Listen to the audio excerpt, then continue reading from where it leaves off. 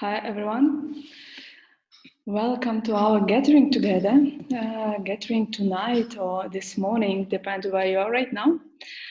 And my name is Kateryna Radchenko. Actually, I'm director of festival Odesa Photo Days. And while we are gathering together to this live translation, I would like, first of all, to introduce our guests. So tonight with us is Nuno Salgado and Rebecca Bonjour, representing organization Proco Arte and Parallel Platform. Then curator of the exhibition Notes of on Space, Tytus Szabelski, and artist Gustavo Balbela, David Barreiro, Caroline Kolkman, Carola Lampe, and Sara Perovic. And I would also like to say that tonight I've joined translators Alexandra and Stanislav, and they will help to us to collect the questions from you and also to help with translation if it will be needed during our Q&A session. And by the way, if you have any questions, please write them in the comments. We'll collect them together and then we'll discuss them later with our guests. And also a few words actually why we are here today. So a year ago, our festival became a part and a member of international platform Parallel. And we had to host, and in the frame of this collaboration, we really wanted to host one of the exhibition during the Odesa Photo Days Festival. This exhibition was specially designed by Tytus Szabelski for the space of the Museum of Modern Art in Odessa. But unfortunately, how you know, pandemic changed our plans. So we're all right now online. And tonight we'll have this possibility to see actually the results, how we move the exhibition to the online space and actually what actually we'll have as a result. And but before we'll move to the show and before we move to the opening, I also would like invite Nuno to say a few words about the platform and about actually the collaboration. So Nuno, please.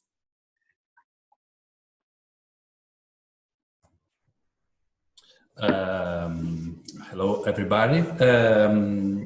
It's a pleasure to host the different exhibitions that we have. Parallel Platform, it's a European project led by Proco Arte, and we in this project, together with all the members and that are part as Odesa Photo Days, we designed a platform to host exhibitions and to share the work of emerging artists and emerging curators, and foster their arriving to the art system in the way to refresh a bit the art system. We work directly in two different levels. One is the relation between the artists and the curators, emerging artists and emerging curators, and the other it's bringing both to the art system in the way to bring new blood to the art system.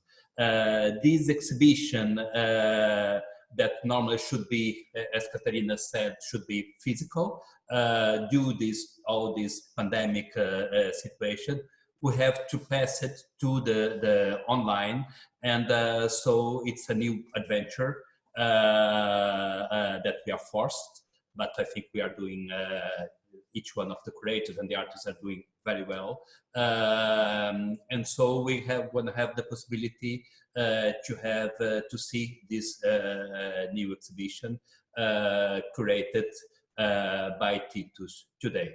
This project is supported by the Creative Europe program from the European Commission that support and allowed us to do these activities. And so now, well, let's see what the result and what Tytus and the artists, all the artists have produced, and will show to all of us. It's really a pleasure to work in network, even if it's online and virtual, and we wait and really hope that in the next in the next times we'll be all together again. Well, welcome, and I give the word to Tytus or the artists to talk about their work. Thank you all. Thank you, Nuno. Before we will talk with artists and the curator, we would like actually to invite you for the opening of the show. And we need just a few minutes or even seconds to switch to the video of our opening colleague. So please don't leave the live. And in a few seconds, you will see the video and then stay with us and we'll be back to you to talk. Thanks. So it's quite amazing result, how I can see it. I see that like you did guys amazing work during this time. So it's really nice, it will be nice to know more about the project. Tytus, can you tell more about how it was for you to actually to work with this idea, with this concept and actually like to sharing your experience? Yeah, thanks, Kateryna. Maybe first I would say some few words about this video that we just saw. We invented it as a kind of introduction to the to this online version of this project, and this is actually the first thing that appears on the web page when you enter the website and to see how this kind of online exhibition looks like.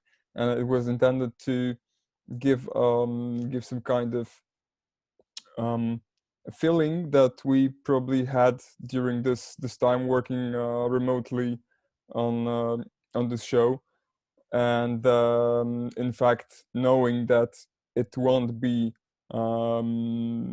like presented physically as it was meant to be in Odesa in April, because of course we are in different countries, even different continents anyway, so this kind of online work on distance would be anyway the way that we would work on this project. But of course when the pandemic started, we have to totally reconfigure our vision of this final result of this.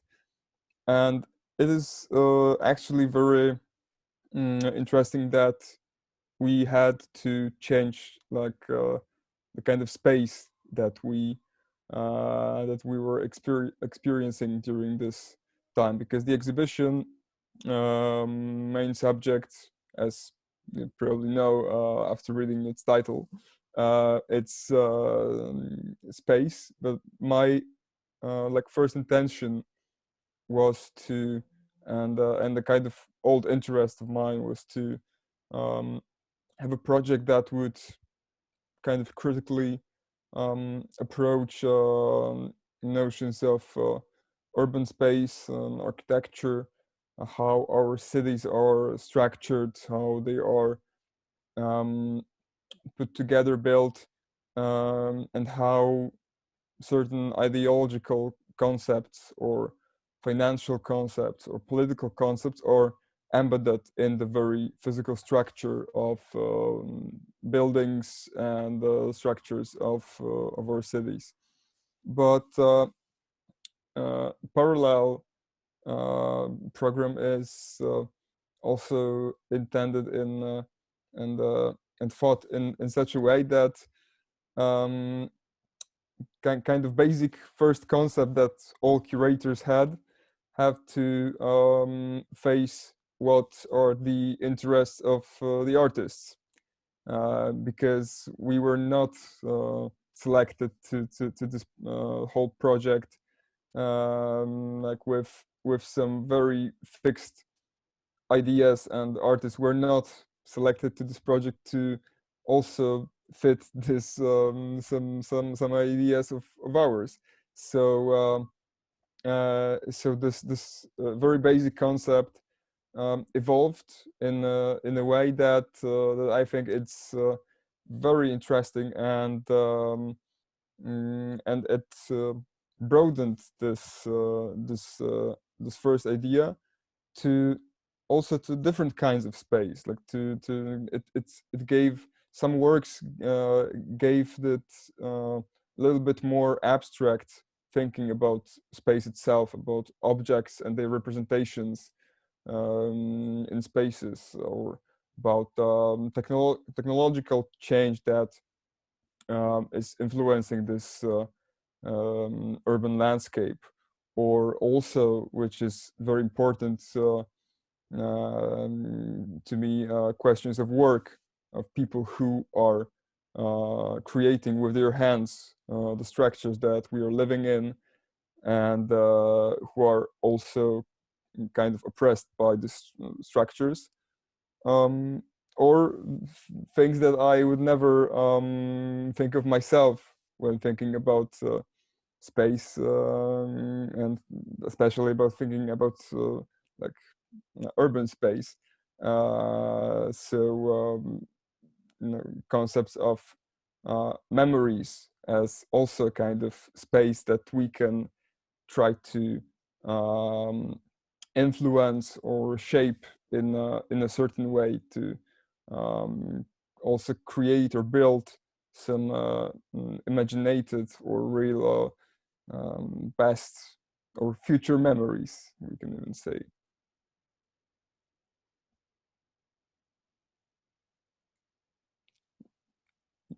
You have to unmute yourself. Sorry, yeah. But also like I think we're all curious how it was this experience for the artists, because also like it was like you maybe we can have some feedback, or maybe Tytus, you can help, and you know the right questions what to ask for the artists, like to open up the experience and to tell more about their projects. Yeah, sure. I think they are waiting for it to share some more things about the work that you can actually see on the website already. Maybe maybe I will start with Gustavo.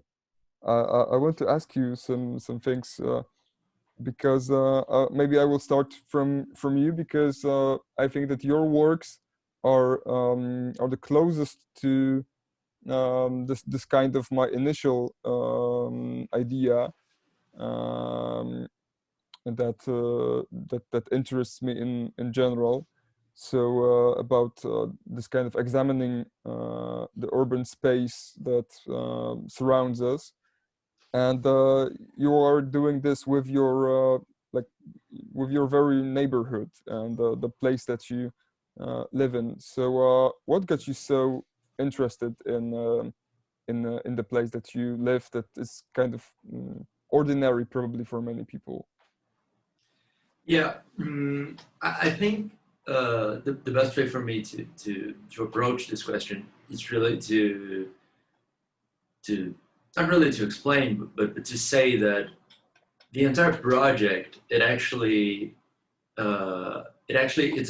a search, it is a quest in a way for sources of some sorts of discomforts, of anxieties that at a certain point I realized I was feeling. So it really begins from there. It begins from realizing that I had a feeling of uncanniness, and that I didn't really understood where that came from. And at that point of the process, it wasn't really that much of a conscious process. It was really, now I realize it was going on, but I didn't really sat down in a chair in the desk for an afternoon to try to figure out what was going on. But that was going on somehow.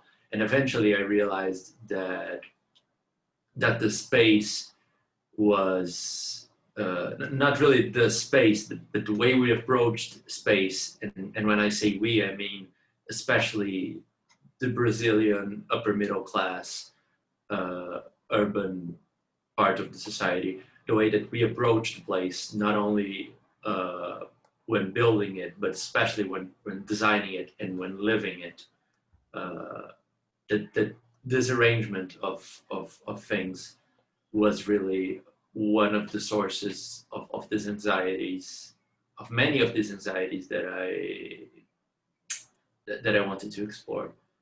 So I think that is mainly how space, and especially in my case, the urban space in my neighborhood began, like took the place of the central theme of what I was developing. Mm-hmm. And do you think that through observing this urban landscape and buildings, surroundings, you can, or you are able to portray or see some bigger issues? I mean, political or social issues. Well, it is a tough question. Like, it is definitely my goal. It's really what I'm attempting.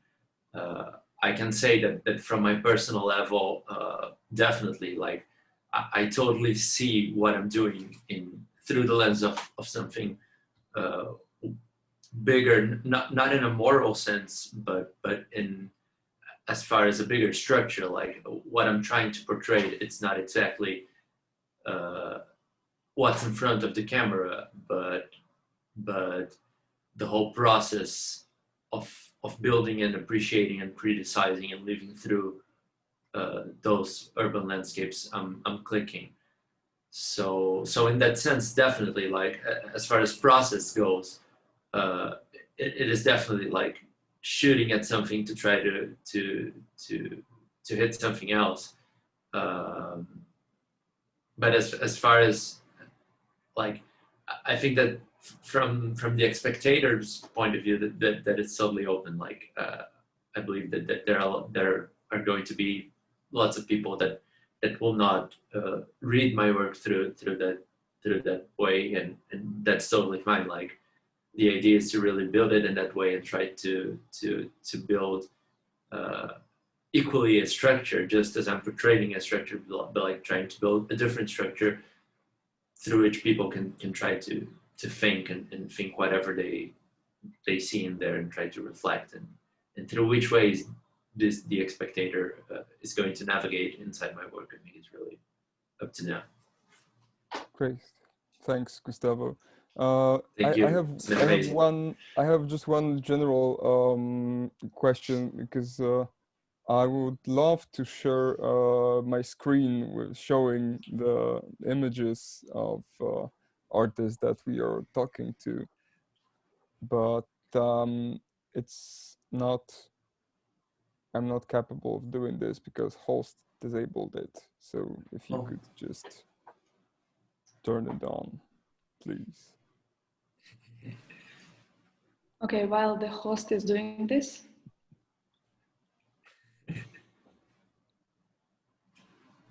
we can try, maybe. Okay, you're the host right now, Tytus, so you can do whatever you want. Thank you. Thank you very much. Just doing this.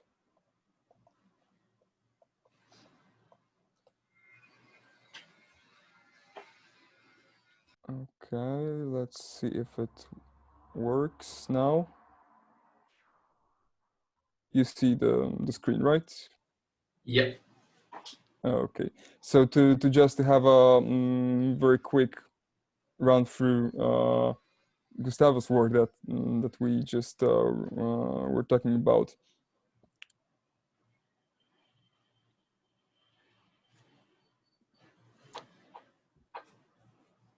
This is the neighborhoods that Gustavo photographed. It's very upper middle class neighborhoods that kind of simulates the American way of life, to simply put it. But they are also quite isolated places, or this kind of new global architecture, office towers, etc. And this is one of my favorite images of yours, with this fake Statue of Liberty that is just an element of a chain supermarket. that's also selling this this kind of American way of life to people. All right. Now I would like to ask some few things to Carola, because your works are kind of concentrated on the future and on the technological aspects of this change that is happening in our cities and in our spaces. And how do you think how this very contemporary digital technologies can influence something like urban space that seems to be like kind of opposite of this advanced technologies that are invisible? Yeah, good question. So to give some kind of context, in my project, Tell Me What You See, I investigate the impact new technologies have on human experience and on society. And the project is about data, algorithms, and artificial intelligence. So I was researching those issues and also on different levels, and was looking for patterns in it. So what you see in this exhibition is one part of a larger body of the work, and the one dealing with urban space in particular. So algorithms and artificial intelligence are basically already widely used in all aspects of our life. And technology increasingly intervenes with urban and public space, and I think will continue to do so. So what we have seen over the last years is that urban spaces change globally. So the same kind of buildings and estates are being built over and over again everywhere in the world. So there are some examples, like in London, for example, algorithms are used to find out which areas are the next to gentrify in order to invest there faster and expect higher returns sooner. So real estate is used as an investment for wealthy people, and those areas are often not inhabited at all, and they are only used for parking money. So they are empty and hostile spaces, maybe. Yeah, it's a global capitalistic architecture which has been computer generated. The use of artificial intelligence and machine learning in architecture will increase in the future as well.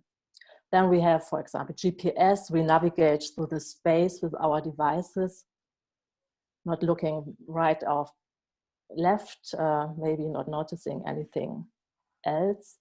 We shop online, so no need for physical shops anymore. That will have an impact probably as well. So we find ourselves more and more in a simulated environment, in a constructed new reality. But how can we move or behave in those environments is the question. Or Google thinks that smart cities will be the future, so they are designed to track every movement and to collect massive amounts of data of our being. And this, of course, is in the name of comfort, but at the end of the day, we might end up in an autocratic surveillance state, and our existence might be controlled by algorithms. See China, for example. So it might be comfortable, it might reduce crime. But where was I? So yeah, it's so it maybe gives us a sense of safety, but are we free to get lost in that space? Can we create some kind of communal living? We don't know. So these are just a few examples. There are many more, but I think it has technology has a huge influence on urban space and public space as well. Mm-hmm. So just one more quick question to you, because this is very interesting for me. That you personally work with technologies, you work in IT, so this is kind of your everyday experience. And how do you think your work experience influence your artistic work or your thinking about these technologies? Yeah, that's right. I also work as a web software developer in a global digital agency. And I think therefore I have an insight into new technologies or emerging technologies, like what's going on, how is it being used, or how can it be used. So that's quite interesting for me. But also I have an insight into the environment where those systems, apps, machines are being created. It's actually a very homogeneous environment. It is predominantly young, white, and male. Where you often can find the belief like, oh, it's new technology, it must be good, so let's just use it. And I haven't seen a lot of questioning of what might be the downside of it, because I believe technology can be used in a good way, but also in a negative way. So in my photographic artistic work, on one hand, I use and work with the ideas of those technologies and use those technologies as well, like computer-generated images, AI-generated images, 3D, etc.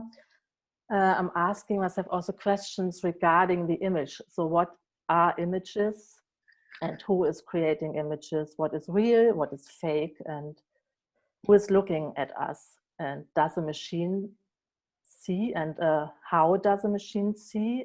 Is it different to our view? And so on.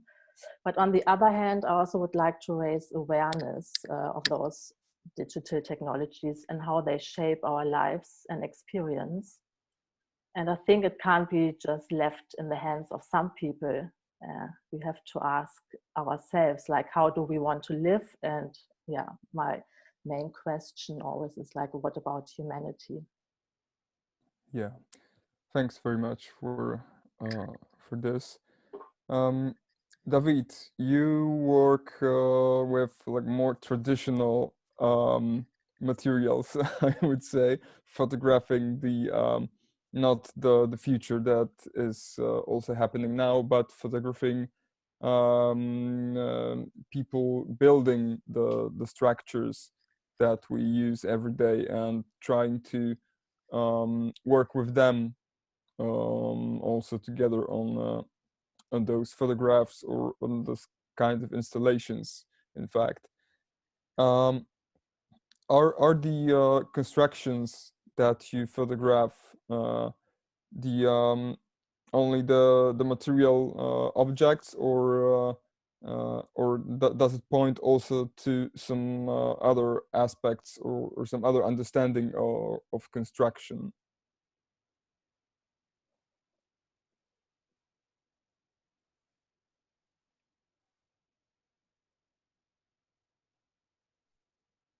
David, we can't hear you. Hello? Yeah. Can you hear me now? Yeah. So yeah, there is definitely an intention of generating, like, even if it is just a metaphorical like parallelism between like constructed space, the constructed nature of the institutions, and also the constructed nature of ideology. Broadly speaking, it's a bit of the idea. So I understand it also. Well, the project, what it tries to do is it tries to introduce by constructing, in fact, little sculpture, introducing sculpture and a little bit of also performative elements. It tries to kind of like challenge the rules that support anything that is institutionalized in those environments in a way. So, I mean, for me, it is like there's like a relationship between material elements in the worksite and ideological constructions. And for instance, I put forward the relationship that could perhaps exist between the nature of material, like the roughness, the hardness, and the strength, the structural strength of them, and like some characteristics that are assigned to certain kind of masculinity that is widely performed in those spaces. So, like that's the kind of relationship that I think that exists in those spaces. So if nothing else, there's at least a metaphorical, the intention of using like this physical element as metaphors of ideological, elements. Mm-hmm.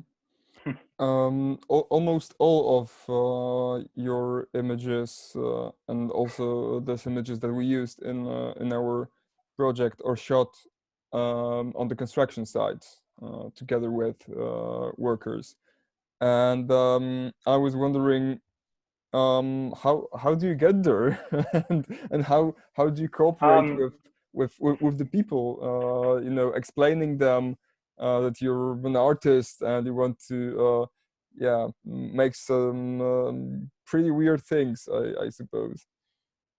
Yes. Okay. I should first start explaining that I come from a working class background. My father used to work. He's retired now, but he used to work precisely in the construction industry, and I have even myself done it a bit. So in a way, I could say it is familiar to a certain degree. Actually, well, this is a question that I get a lot, and the answer is really simple. It's I think that it has to do with the fact that I don't feel entirely strange to that environment, so I may perhaps know some of the codes that precisely regulate social interactions, right? Again, talking about this aspect of the set of rules that controls how things happen, and the intention of challenging them with the project.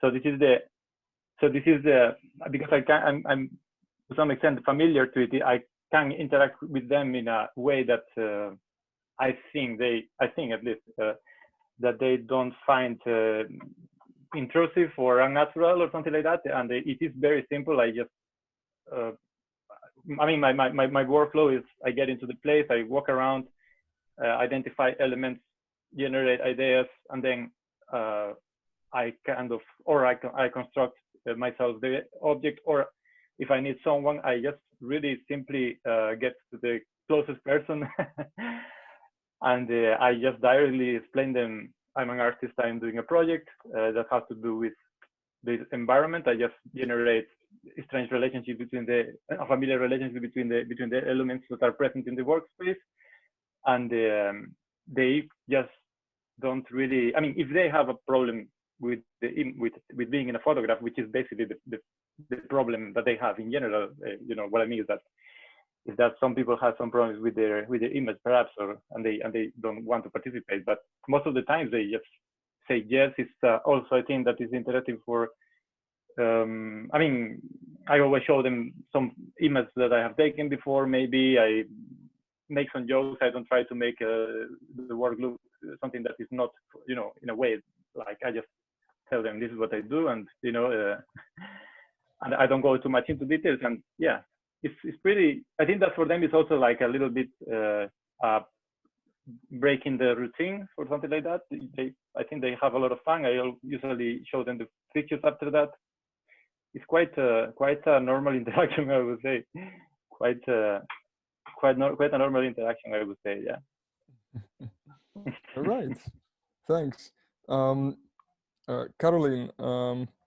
Your works differ pretty much from works of David, Carola, or Gustavo, and it gives this project like a little twist. It's more abstract way of thinking about space. So how do you see what is your view on the relations between space, objects in space, and photographic image? Because I think we can say that in all of your images there are also images.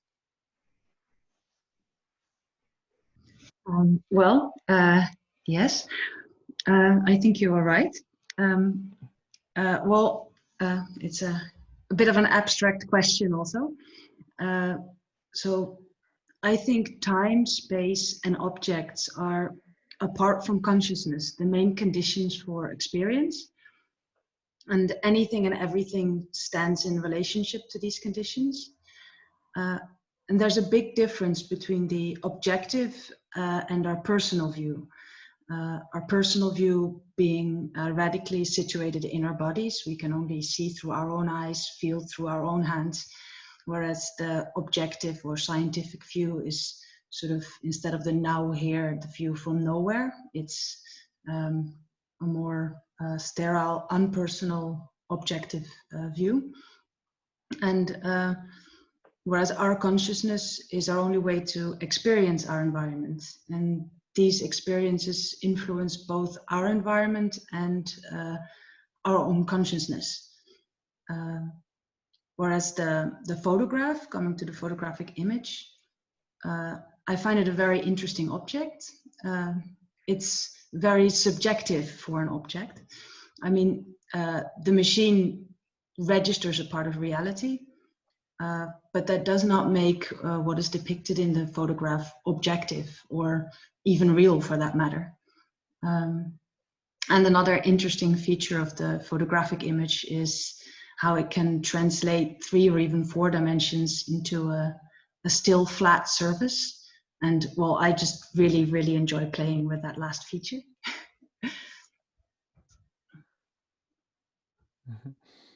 And what is very interesting for me in your images, and it's what you use to make them. It's also quite quite interesting that you know, when we were all locked down in our houses, we cannot move. You could actually then prepare more and more and more of this kind of images, because you basically use the objects that you have very close in your surrounding, and you're using some household items. And well, why did you decide to use these things, this very ordinary everyday objects, and not some, I don't know, more sophisticated or more aesthetical things? Well, another good question. The project actually grew very naturally that way. In other projects, actually most of my other projects, I use photographs I took in places that are new to me. It is easier to really see things you're not used to. You're more alert. You really look around. Whereas in the environments we are used to, we rarely really look at things. We sort of scan our surroundings more automatically and focus only on the things we need, and actually only focus on their fulfillment of that need. So we won't really see them, the objects, unless of course they are broken or placed out of context, or in another way unusual, not as we expect them to be. And since this series is concerned with how everything we experience reflects in our further experiences, I wanted to work especially with locations I already had experiences in, locations that influenced me and that are somehow part of my identity. This sort of refers back to the former question, that it's sort of our consciousness attributing meaning to the places around us. So this led me to choose especially my own home, and so most of the photographs are from my own home or from the home of my parents. So actually sort of challenging myself in one way to really look at things I'm already used to, and at the same time really trying to find out how sort of earlier experiences reflect in the next ones. So that's why you will always see a photograph of a domestic scene, but then in that photograph, an earlier photograph of that same scene, a sort of reflection of earlier experiences in a way. Thanks very much. Sara, you also work in this particular project, like at home. Let's put it this way. But you're not actually working in this project with the same kind of space that we discussed before. And yeah, could you elaborate more on this subject, because the space that you are really working with, it's even more intimate and personal than the space of our home. Hey, yes, sure. Yeah, I'm working with actually I'm dealing with memories, and my idea for this project, it was to take pictures, constant pictures of my everyday life, actually to portray my daughter, and to reenact in a way, or reinterpret it, or to shape my own memories about my childhood through the vivid images of my daughters. So what I was doing, it was just having the camera at home all the time, and actually it was not such a difficult thing to do, as my daughter is quite creative. So I was dealing with her creativity every day and recording it. And in a way, I was trying to redo and her stuff. So I was trying to reinterpret her things, the things she was producing and doing by my own, and rephotographing them too. So the idea was also that as soon as we have so many elements which are similar in our memories, so they are converging into one, and you don't remember anymore what was true, what was false, or how these memories are coming together, and or where they happened. So yeah, I wanted to play a little bit to make all this idea of perception and memories and forgetting fun, as fun. I don't know if I managed. Yeah. And does your daughter also think it was fun? Like, I mean, Yeah, sure.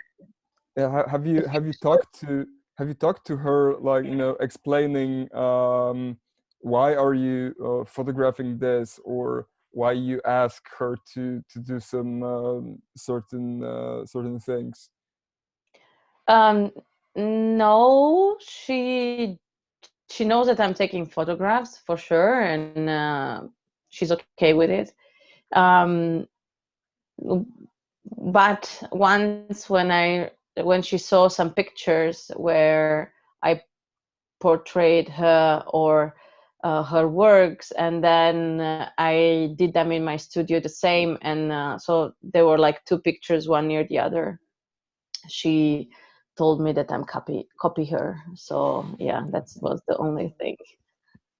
Yeah, but in fact, it was kind of yeah, the essence of the Of project. the Yes, so I was really happy about her seeing that. So it meant maybe that I managed to do my work good. Yes. Thank you very much for your answers. Now I will just show you once again the website that you have seen just before, while we were talking to the artists. Yeah, just to show you a few things about how it functions, and what you can find on it. As I said at the beginning, probably at the top of the website, we have this video that you also saw, that you've also seen before in our presentation, which will guide you through our story. And the images that we selected to the exhibition are put in a sequence that we also worked a lot on. It took us really long time to find the perfect combination of the images.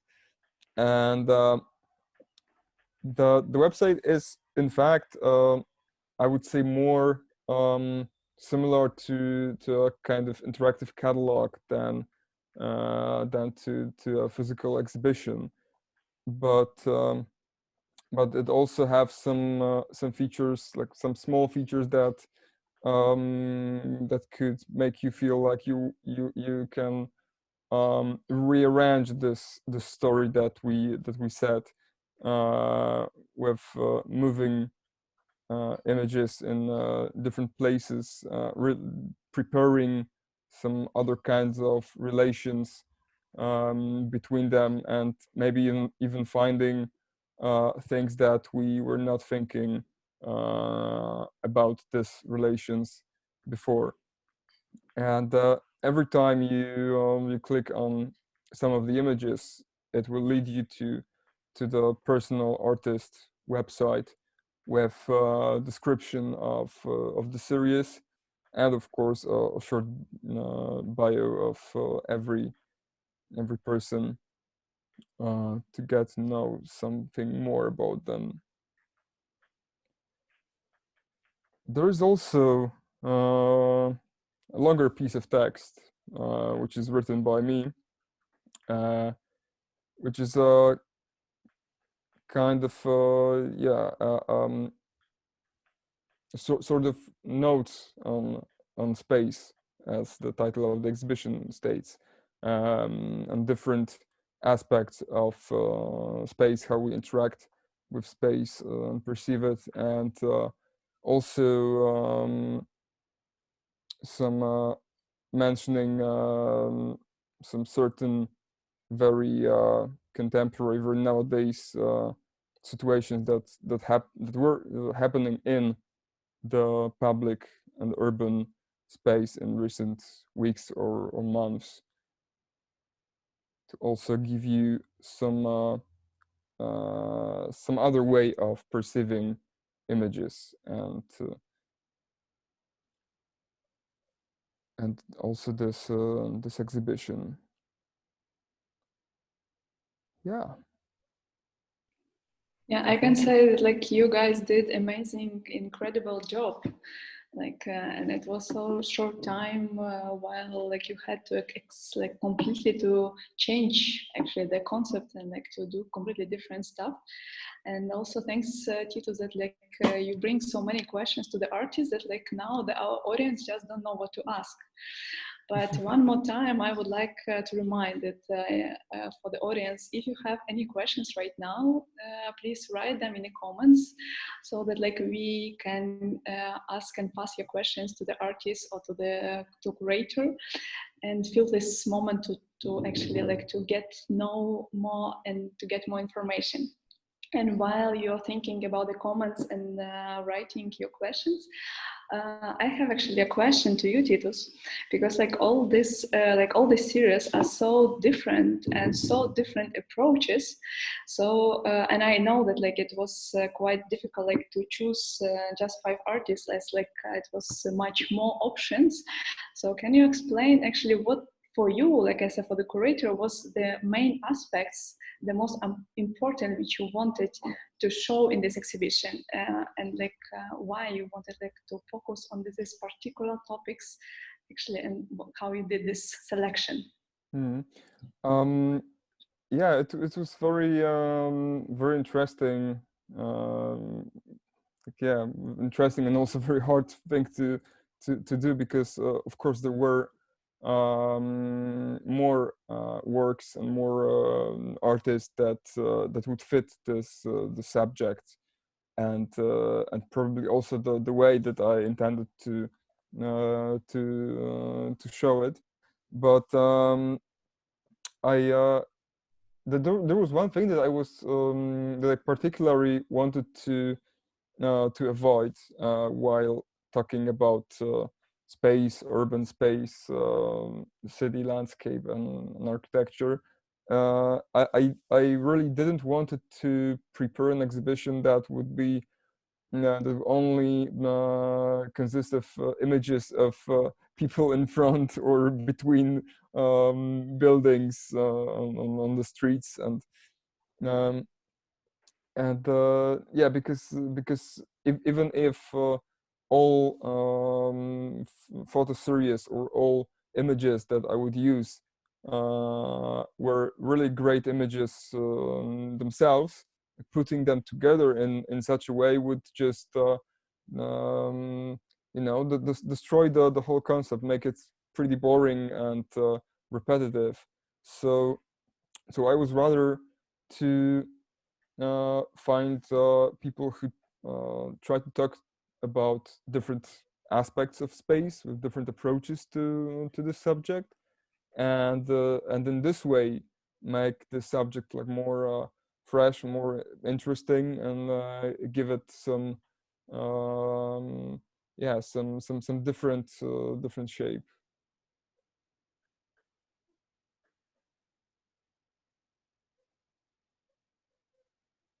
Sound on. Kate, we don't hear you. Sorry, it's always the same. We're already so long in the quarantine, but I still can't remember this. But it was difficult for you, like actually, like to transform the exhibition from the physical to the online? Yeah, it was hard. And I still hope that we will show it in this physical material form in the near future. But it was hard, and it was kind of yeah, it was not easy to think about a way of showing this project as so-called exhibition online, while so many other online projects were launched just in past few months. So I was sure that that we should do something that would be simple. Also because there was not much time to prepare it, but to find some twist and use the situation also in our favor. Like I think we tried to do with this idea about having the video that kind of tells you about the situation, and to show some pieces of the process, which was not easy itself, and in most cases the process is hidden somewhere and not known by the viewers, by the public. So it was actually the idea of how to make it a little bit different, and I don't know, maybe show it better among the tens of thousands of other online projects that were prepared. Thanks. So, like, new experience about new space. Like, I know that we have few questions and comments. So, like, I'm inviting Stanislav. Can you? Yeah, Tytus, your questions were quite comprehensive, so it's very hard to add anything for our audience. We have comments that are more like feedback. So it was brilliant, great website, great video, and well done for the whole team. And we have one question from Valerie. Thanks for a great presentation. How do you feel about the impact of material environment on us now during the pandemic? Does your both artistic vision and individual perception change due to the situation? And this question is for the artists. So who will start? Yeah, maybe the same in the same way as we talked before. So maybe Gustavo. Okay. Can you just repeat the question? Sure.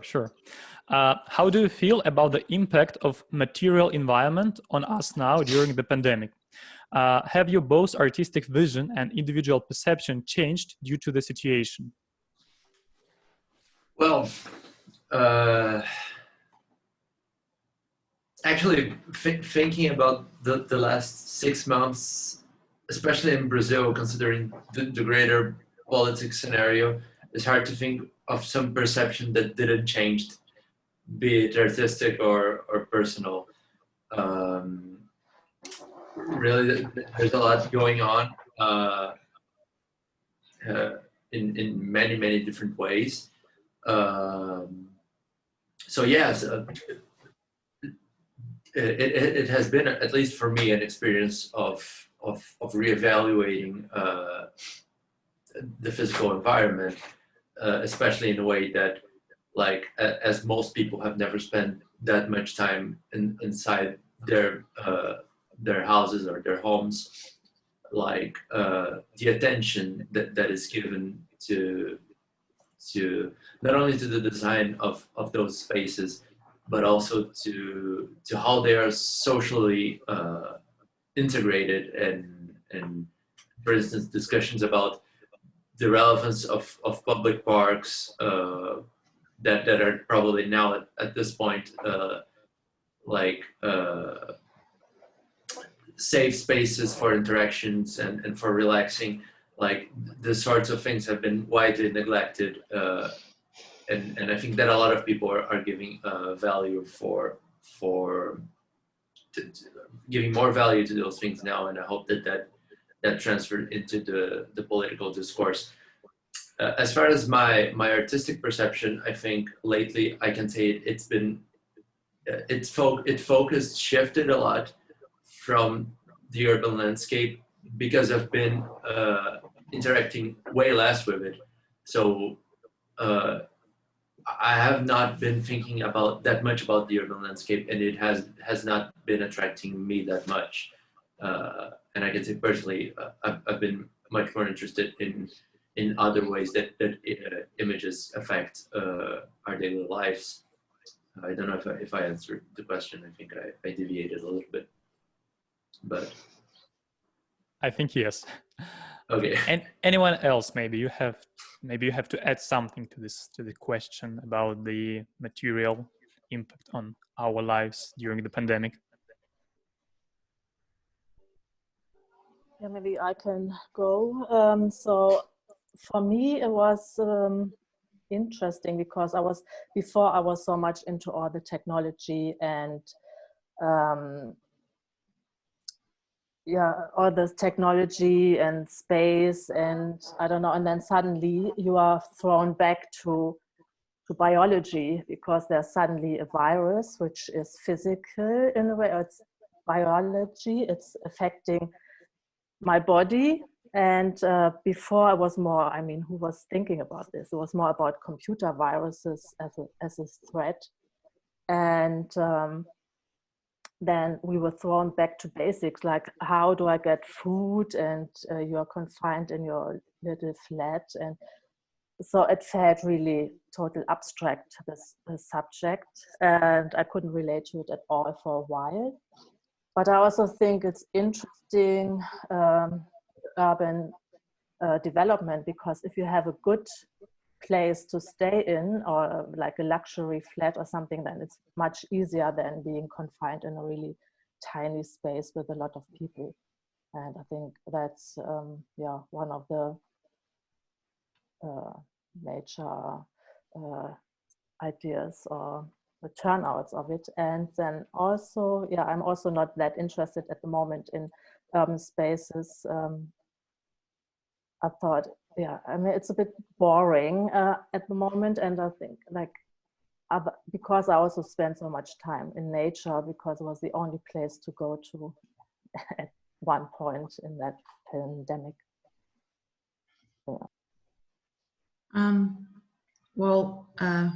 I could sort of add something to it too. But for me, it's in a way it's a bit funny or poetic that I had most of my images finished right before or at the start of the pandemic. And since they were all sort of images confined around my own household, I was already sort of focused around my my own house, my own environment, and just when I was sort of starting to look out again, I wasn't allowed. But it was also in a way a good preparation for me, because I was already sort of teaching myself to travel in my own home, in a way, to expand this, like in one way, because the environment, the space you have to explore became so small.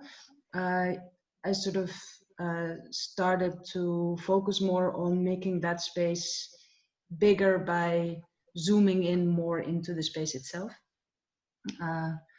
So in a way, actually, I would say I'm lucky and happy to report that I don't feel that my world got that much smaller. I mean, of course, there's social context that you miss a lot. The social interactions, they're very important.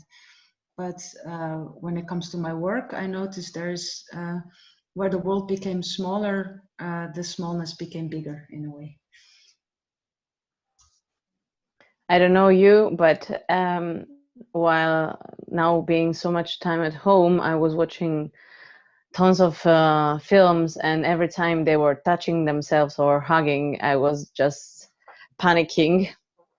So at the end, this was at the same time while I was watching the images I produced just before the pandemic, where my partner and my daughters are hugging and comforting themselves.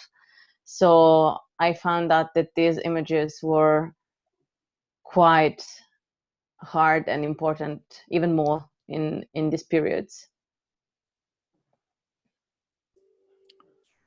Thank you for the answers. We are getting more and more likes on our broadcast and our videos, but no, not more questions, unfortunately. So I'll give the word to Kate. Yeah, thank you. Okay, I think like that, it's everything is so clear and just perfect. The page, amazing presentation, really like plenty of interesting information. So then, just audience don't have the questions right now, but also I would like to invite again to visit our webpage, and also I didn't mention on the beginning, but we are not, right now we don't have the physical exhibition. I still hope that we'll have it in Odesa maybe next year, but we have physical catalog of this exhibition. And the presentation of this catalog will be in Ukraine, in Odesa. Unfortunately, it could join physically only who will be around. So now I'm inviting local people like from Odesa or from Ukraine who can come and see it. So 26th of August on Wednesday, please join our presentation. It will be in the Museum of Modern Art at 7 p.m. And later also this catalog will be spread to our artists, and it will be possible also, like if you're interested, please write in the comments, and then maybe you also like will have the possibility to send your copy. So just like let us know, and then we'll see what's possible. So it was really amazing talk. I would like to thank all of you for this work in this difficult time. And it's really a pleasure to work with all of you. And also like I know that like it will be a few more exhibitions during the parallel program. So I also would like to invite Rebecca to say about other exhibitions which will be next week. Yes, so first of all, thank you to all the artists and to Tytus as well for sharing with us your amazing work. And thank you, Kateryna, for hosting this event. As Kateryna was saying, the event is part of Parallel Online, so all the parallel exhibitions from the third cycle had to go to this online format, and we are launching them every Thursday in August and September. So this is the third one. You can see 3 of them already online, and rewatch the conversations in our pages. And next week we will have another one called "The Future is Not Guilty," and it's hosted by Organ Vida. So we invite everyone to join us as well next week. You will find all the information in our page, in parallel page. So that's it. Thank you. Tytus, would you like to add something by the end? I don't know what to say now, besides just inviting you once again to see the web page, and yeah, share with us your experience and comments, or your thoughts about the project, just anything. So great, thank you. So yeah, Rebecca, you'd like to add something? Yeah, we just wanted to add a last note that although all these exhibitions had to go online, we will produce them in a physical form in Lisbon in November. So it's also something very exciting to wait for and to see how this, it's always interesting to see how it goes the other way around. Usually you see the physical exhibition and then you see it online and then you see the catalogs. And this time it will be all the way around. So it's something very, very exciting to wait for. So let's meet in Portugal then. Okay, thank you. And it's, I think it's time to drink a wine. Thank everybody who joined us. Thank you guys for this work, and ciao. Thank you so much. Thank you so much. It's been amazing. Thank Bye. you. Ciao, ciao. Ciao. Bye. Cheers. Bye.